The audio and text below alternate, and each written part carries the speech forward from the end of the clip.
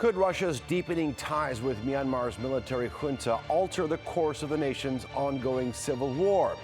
Since the military coup back in 2021, various rebel groups have seized large swaths of territory, challenging the military's grip on power. I'm Marijan Ayanar, and today's Newsmaker is Russia's growing ties with Myanmar.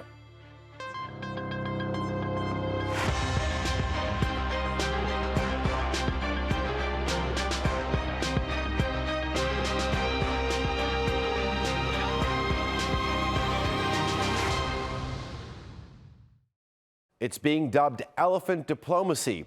Myanmar gifted Russia 6 elephants after procuring just as many fighter jets from them. As the Southeast Asian nation commemorates its 80th Armed Forces Day with a grand parade, the spotlight isn't just on the soldiers marching. It's also on the foreign military hardware that they're showcasing.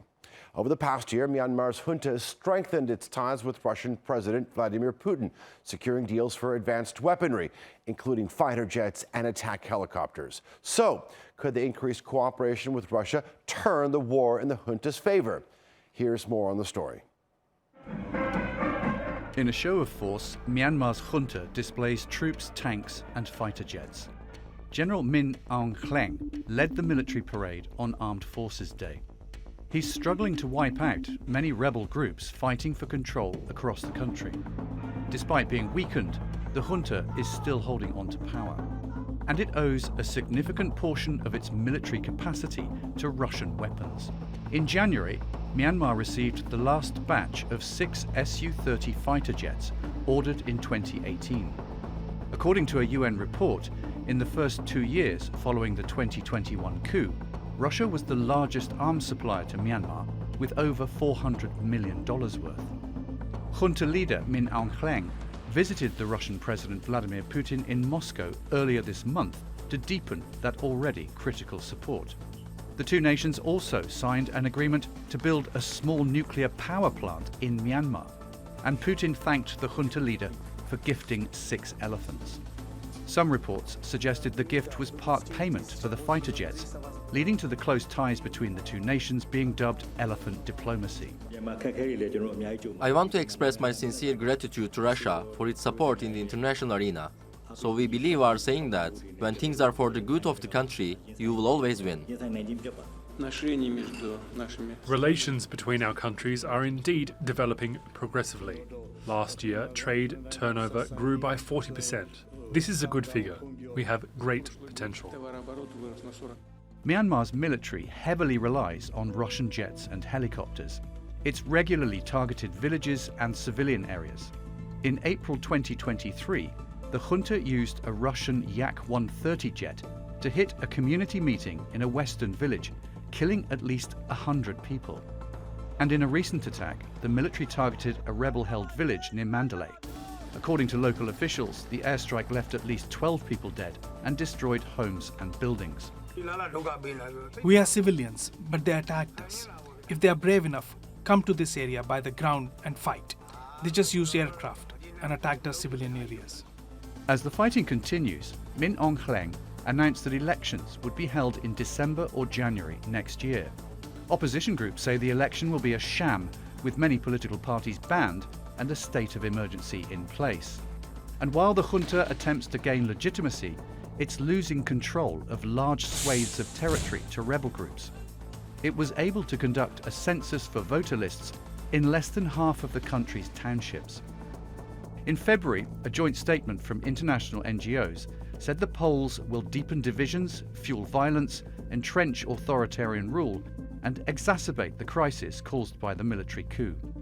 But it's unclear whether the rebel offensive will end the junta's shaky rule, or whether the military will maintain authority with the help of its allies, such as Russia.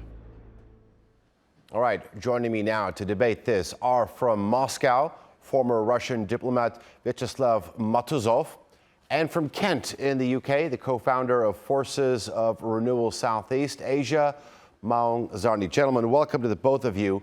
Vyacheslav, allow me to begin with you. So Russia has obviously been deepening its support for Myanmar and the military junta there. And this is happening even as the military leadership is losing territory to rebel groups. If you could set the stage for us, why do you think Moscow is backing a regime that seems to be weakening? Regime maybe is weakening, but Russian relations with Cambodia, even before Myanmar, were very broad and very developed in many fields, in political, diplomatical, and economical. During Russian Federation, it was for some time was destroyed, but after that they were resurrected. I think that these relations with Myanmar as a whole, as a state in the China, is very important for Russia, not for economical, not for the result of bilateral relations. But when we look at this region globally, I think that main interest of Russia for this region is beginning from its global policy in the Middle East, in Europe, and in Far East also, in the China, because we have very developed relations with Vietnam, for example. And many seaports in Vietnam, in other states in this region, are sometimes, from time to time, are blocked by the Western sanctions. We have big difficulties for our ships. They are going from Far East to the Europe, Far East from Far East to Middle East. And that's why I think that it is absolutely natural that Russia has this point nowadays is open for Russian interests. But Mr. Matuzov, I want to specifically ask you about the timing in all this. Yes, I understand how Russia can see the region of Southeast Asia is important. You've mentioned Vietnam, you've mentioned Cambodia, you've mentioned Myanmar as well. But in the last year, President Putin and the military leadership have signed a number of accords, whether it's pertaining to military procurement of hardware, also a nuclear power plant. Why is this happening now, especially when the rebel groups in Myanmar seem to have gaining a lot of territory since the military coup?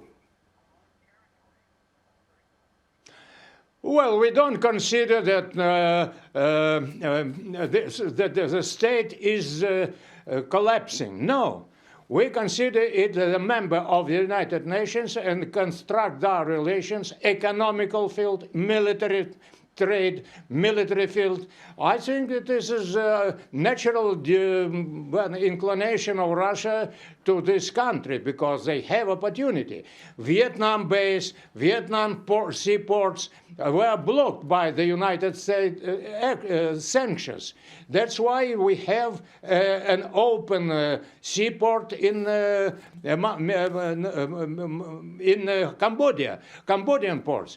And I think that it is not strange for me as a Russian citizen. It is absolutely, logical decision of Russian government to open for itself this country, Myanmar, as a state in the China, in the this region, as a partner in business, in military actions. They are paying regularly for our arms, our ammunitions that were sent to the not only, but I am sure that in the atomic energy project, we are working as a rule in the framework of international law. And we have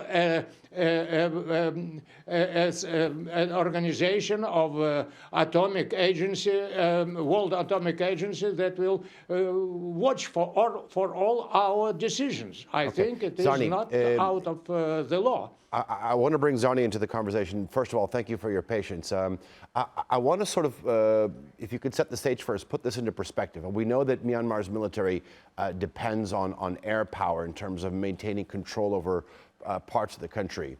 With the specific deal of the half-dozen fighter jets and the attack helicopters, how significant is Russia's supply of these aerial hardware in terms of sustaining the junta's rule.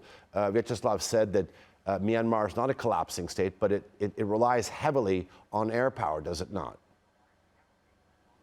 Yes, it does. I think we need to bring in a historical perspective.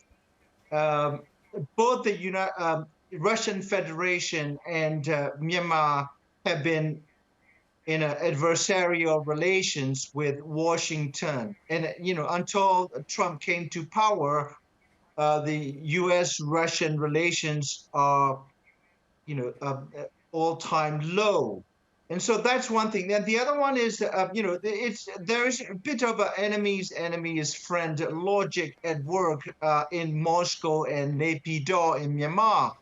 But at the same time, we need to understand that Russia and Myanmar military in particular have been developing over the last almost 30 years very close institutional ties, especially in terms of training thousands of Myanmar military engineers and the Russian military academies and engineering schools in St. Petersburg, Moscow.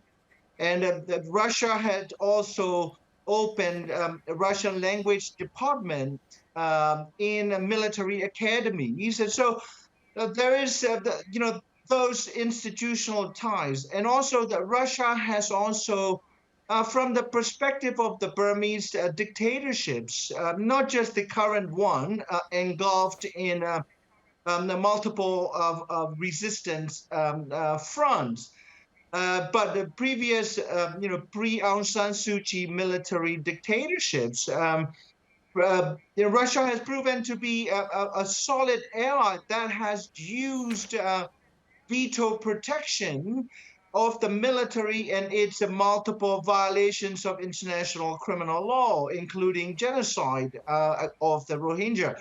So those are like historical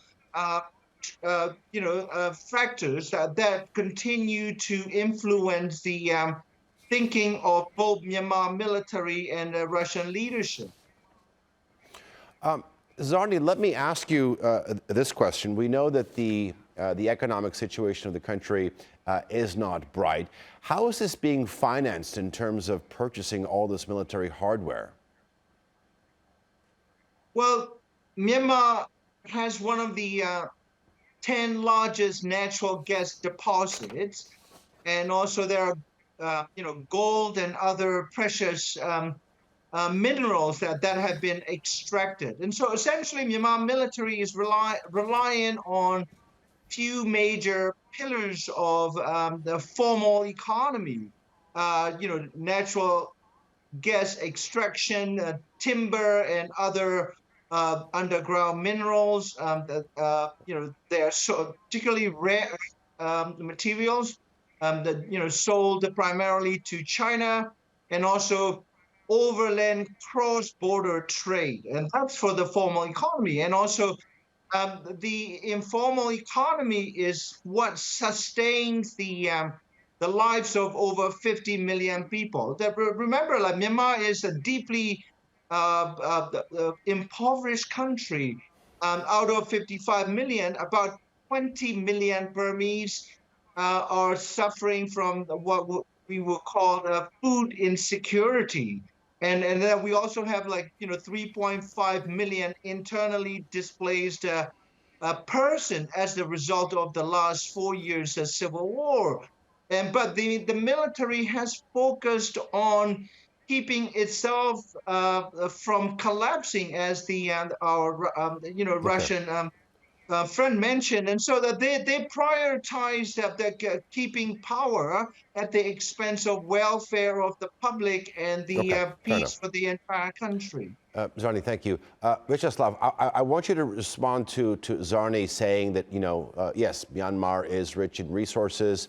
He said oil and gas, but Russia doesn't need that, but maybe perhaps rare earth minerals, which Zarni also mentioned, and gems as well. Do you think that Russia's support for the junta is primarily about military cooperation? And Zarni said it goes back almost 30 years. Or is it about securing access to these valuable resources? Well, the problem not in resources. Problem is on political position of Myanmar vis-à-vis the situation and their relations with the Western world. Because the problem of Rohingya that we faced some years ago, well, that bothering more the Western world. But Russia is interested in to work in cooperation with China in this region, on my opinion, because Russia is a strategic ally of Russian Federation in many fields. Even when the problem of Rohingya tribals were discussed in the United Nations, Russia and China blocked by their veto the resolution suggested by Western countries. So I think that this situation has not only economical, military, but political content with our relations. And I'm sure that our position is coordinated very closely with the policy of China in this region, because this region is very important for national security for Chinese Republic, People Republic. So I don't see any strange things for Russian position, for Russian steps, for developing these relations in many fields, in military, in economically, in trade, in even atomic energy. Atomic energy according to the international law, as I said. So I am sure that all these things are very good thing by our foreign ministry, by our government, our president, who is watching on all our international relations in economical, in diplomatical, and in political field. All right, Vyacheslav, so I am not. For me, it is not very strange that Russia paid attention to develop their relations in all possible fields with Myanmar according to the international law, of course. I am not against this. Zarni, Can I come in? Yeah, go for it. I think that, I concur with the Russian friends' assessment that Russia and China cooperate very closely, and including in the trouble situation in Myanmar. Russia just lost its major influence with Assad regime when it was overthrown a couple of months ago, and so Russia does have a strategic interest in maintaining some ties with the strategically important place like Myanmar. We have a 1,300 miles long coastal region that goes into the Indian Ocean, which is one of the busiest oceans in the world for trade and oil transport. But I think, like, in the long run, I think peace and stability, some kind of political stability, not through guns and but some kind of political negotiations is so important. I think, like, for Russia, to start thinking about how to essentially, foster the reconciliation and end to the civil war. It will serve the interest of both Russia and China, as well as India. Russia is also friends with India as well.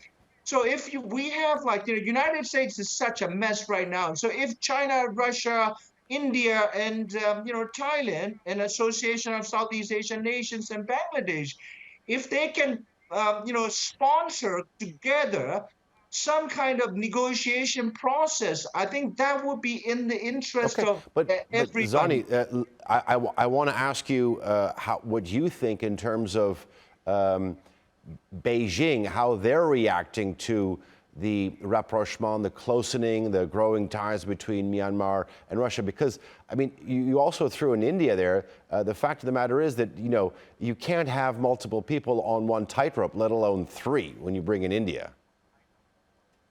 Yeah, but you know, you have to understand that the latest developments in bilateral relations between India and China, indicate that they are also looking to stabilize and improve relations. I'm talking about Indo-China relations, and Russia has no problem with either India or China.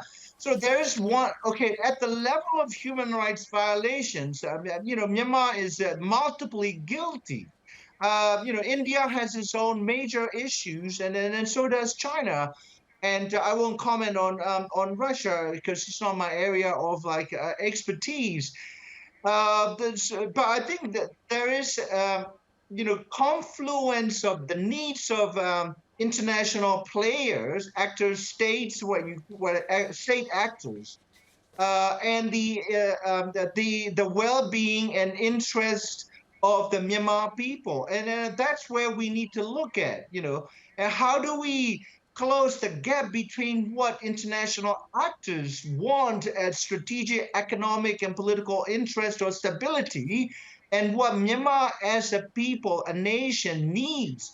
And I think that the overlapping area of mutual concern for states and people, in the case of Myanmar, in deep civil war, is the end to hostilities and fighting. And that's why I think, the powerful actors like Russia and China and India as well, they should lead an effort to end this civil war. That should be the first step, rather than supplying more weapons and giving more training over one side over the others. Vyacheslav, I want to bring you back in. You were mentioning the nuclear power plant agreement between the two sides. I mean, and Zarni was mentioning, the violence needs to stop in the country, given the fact that there is instability in the country, given the fact that there is a violent conflict going on. How comfortable is Russia in investing with this, or does it see it as a worthwhile investment? Well, I'm sure that Russia, first of all, studied very well the situation in this region, because India is strategic ally for Russia too. And our trade relations with India are great today, especially in energy field. With China, we have strategic relations for many years. And that's why our presence in Cambodia, in Myanmar,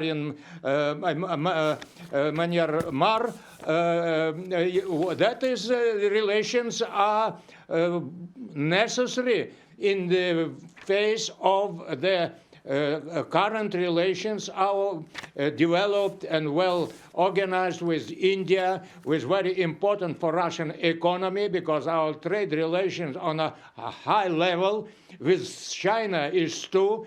So I don't found it be strange that Russia paid attention to Cambodia to better the entrance to this both countries, to India and to China with their goods, with their economy. Investment is, of course, a very needed very thorough study, and I'm sure that our agency, Atomic Agency, before making any decisions, we would study very well all risks, economical, trade, and financial risk in Myanmar. That's why I consider that all these steps are undertaken in these directions are very good I'm going to have to. And despite that, we have our relations with Vietnam. We don't forget about it. But Vietnam is a good Russian ally too.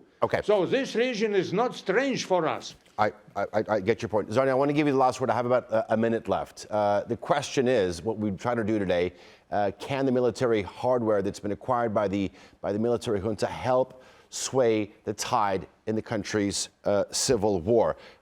What is your take? Because it's lost a lot of territory. Is it going to be enough?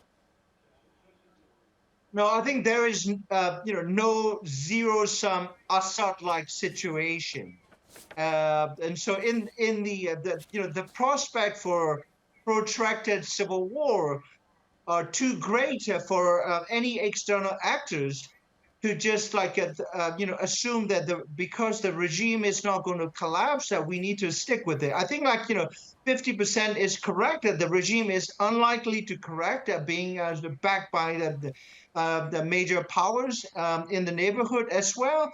But at the same time, it's not enough to keep this regime, in power. We need to start moving towards long-term political settlement in the country. That's where the major powers like Russia and China, very, very important for negotiations in Myanmar. Not more wars.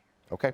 Maung Zarni and Vyacheslav Matuzov, thank you very much for joining us here on the Newsmakers. And thanks to you for watching. You can follow us on X and be sure to subscribe to our YouTube channel. I'm Aditya Nayanar, and we'll see you next time.